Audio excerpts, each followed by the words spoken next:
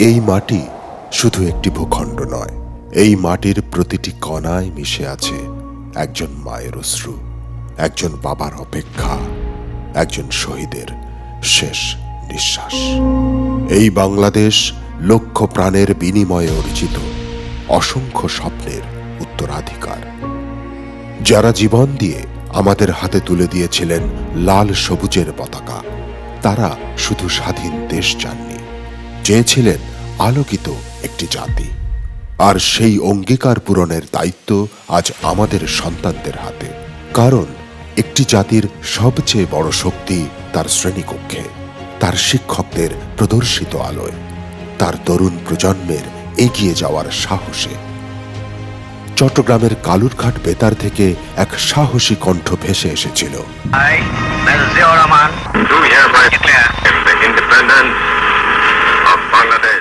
সেই কণ্ঠে সাহস ফিরে পেয়েছিল একটি জাতি।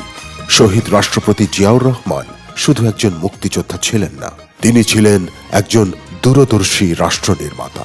তিনি বিশ্বাস করতেন, একটি জাতিকে বদলাতে হলে শিক্ষার আলো পৌঁছাতে হবে মানুষের দোরগোড়ায়। নিরক্ষরতার অন্ধকার ভেঙে জনসংখ্যাকে পরিণত করতে হবে জনশক্তিতে। তাই তিনি গুরুত্ব দিয়েছিলেন সর্বাঙ্গীন শিক্ষার প্রসারে। কারণ তিনি জানতেন, একজন শিক্ষিত মানুষ শুধু নিজের ভাগ্য বদলায় না, সে বদলে দেয় একটি পরিবার, একটি সমাজ, একটি দেশ। সেই অঙ্গীকারকে হৃদয়ে ধারণ করে যিনি আলো পৌঁছে দিয়েছিলেন কোটি ঘরে, তিনি দেশ নেত্রী বেগম খালেদা জিয়া।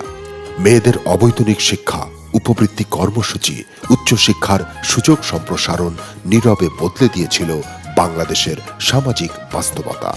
শহীদ জিয়া বুনেছিলেন উন্নয়নের বীজ, দেশনেত্রী বেগম খালেদা জিয়া সেই সুফলকে পৌঁছে দিয়েছিলেন মানুষের দোরগোড়ায়। আজ সেই পথচলার নতুন অধ্যায়।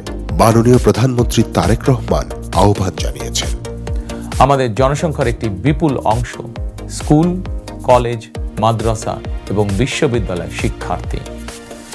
জ্ঞান, বিজ্ঞান আর তথ্য প্রযুক্তির এই বিকাশমান বিশ্বে বাংলাদেশের কোটি কোটি শিক্ষার্থী, এইসব তরুণ তরুণীরাই বদলে দিবে আগামী বাংলাদেশ।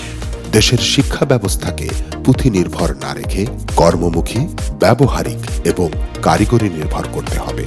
কারণ বৈশ্বিক প্রতিযোগিতার এই সময়ে সনদ নয়, দক্ষতাই হবে পরিচয়। জনসংখ্যাকে রূপ দিতে হবে জনসম্পদে, আর শিক্ষাকেই হতে হবে জাতির সবচেয়ে বড় বিনিয়োগ। বিশ্ব প্রবেশ করেছে কৃত্রিম বুদ্ধিমত্তার যুগে।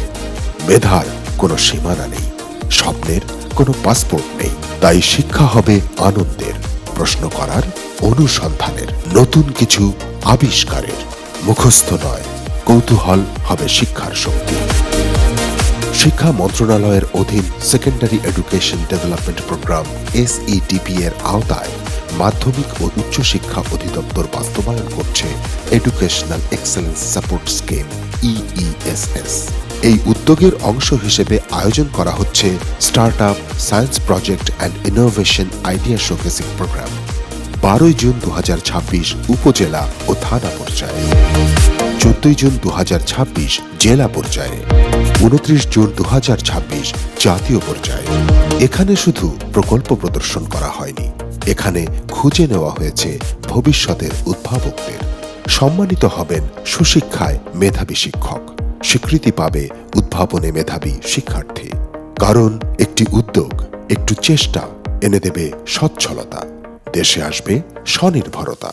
এছাড়াও সরকারের নির্বাচনী অঙ্গীকার ওয়ান চাইল্ড ওয়ান ট্রি কর্মসূচি বাস্তবায়নে শিক্ষা মন্ত্রণালয়ের লেইস প্রকল্প গুরুত্বপূর্ণ ভূমিকা রাখছে। জলবায়ু পরিবর্তন বিষয়ে শিক্ষক শিক্ষার্থীদের সচেতনতা বৃদ্ধি এবং দুর্যোগ ঝুঁকি মোকাবেলায় সক্ষমতা গড়ে তুলতে দেশব্যাপী শিক্ষক প্রশিক্ষণের পাশাপাশি 29,621টি শিক্ষা প্রতিষ্ঠানকে জলবায়ু সচেতনতা অনুদান প্রদান করা হচ্ছে। প্রতিটি শিক্ষা প্রতিষ্ঠানে র্যালি, দেয়ালিকা, ব্যানার ও ফেস্টুনের মাধ্যমে ছড়িয়ে দেওয়া হচ্ছে পরিবেশ সংরক্ষণের বার্তা। সবুজ শিক্ষা প্রতিষ্ঠান, সচেতন শিক্ষার্থী, এভাবেই গড়ে উঠছে জলবায়ু সহনশীল বাংলাদেশ। শহীদ জিয়া আলো জ্বেলেছিলেন, দেশ নেত্রী বেগম খালেদা জিয়া পথ দেখিয়েছিলেন। আজ সেই আলোর নতুন অধ্যায় লিখবে বাংলাদেশের সন্তানেরা।